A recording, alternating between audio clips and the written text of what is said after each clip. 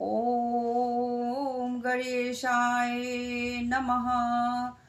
आज हम आप सबको द्योत्थान एकादशी, जिसको प्रबोधिनी एकादशी भी कहते हैं, जो कार्तिक मास में पड़ती है, उस एकादशी के व्रत के महात्म्य को बताना चाहूँगी। हमारे शास्त्रों में एकादशी का व्रत जो करता है उसे बहुत वह पुण्य का भागी होता है। लेकिन इस बार की एकादशी व्रत का बहुत अधिक पुण्य प्राप्त होगा, क्योंकि यह एकादशी त्रिस्पर्शा एकादशी है। अब यह त्रिस्पर्शा एकादशी कैसे हुई?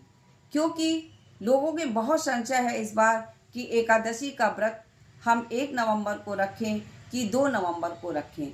इस संदर्भ में मैं आपको शास्त्र सम्मत बात बताना चाहूँगी कि 1 नवंबर को 9:13 पर एकादशी लग जाएगी, लेकिन उस दिन और सारा दिन एकादशी तिथि रहेगी। लेकिन यदि दशमी के साथ एकादशी तिथि होती है तो ऐसी एकादशी का व्रत कदापि ना रखें, क्योंकि अगर ऐसी एकादशी का आप व्रत रखेंगे तो शास्त्रों में कहा गया है कि उसके समस्त पुण्य कट जाते हैं और समाप्त हो जाते हैं और उसके संतान को परेशानियों का सामना करना पड़ता है।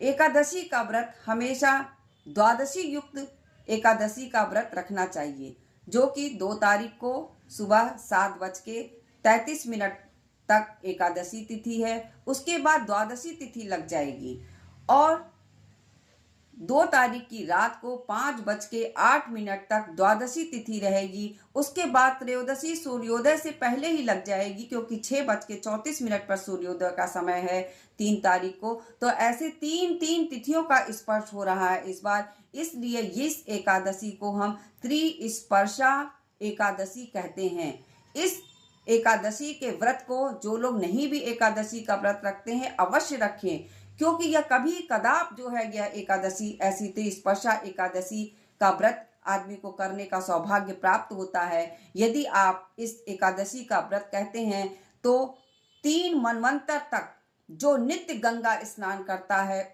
तो जिस पुण्य की प्राप्ति होती है, उस एक दिन त्रिस्पर्शा एकादशी का व्रत रखने से व्यक्ति को उस पुण्य का वह भागी होता है। यही नहीं, त्रिस्पर्शा एकादशी का व्रत करने से हजारों अश्वमेध यज्ञ, करोड़ों राजसु यज्ञों के बराबर पुण्य प्राप्त होता है। हमारे वेद व्यास जी ने तो यहाँ तक कहा है कि जो ब्रह्म हत्या के पाप से पीड़ित होता है, वह व्यक्ति भी यदि इस ऐसी त्रिस्पर्शा एकादशी व्रत का व्रत करता है तो वह भी पाप से मुक्त हो जाता है। इस दिन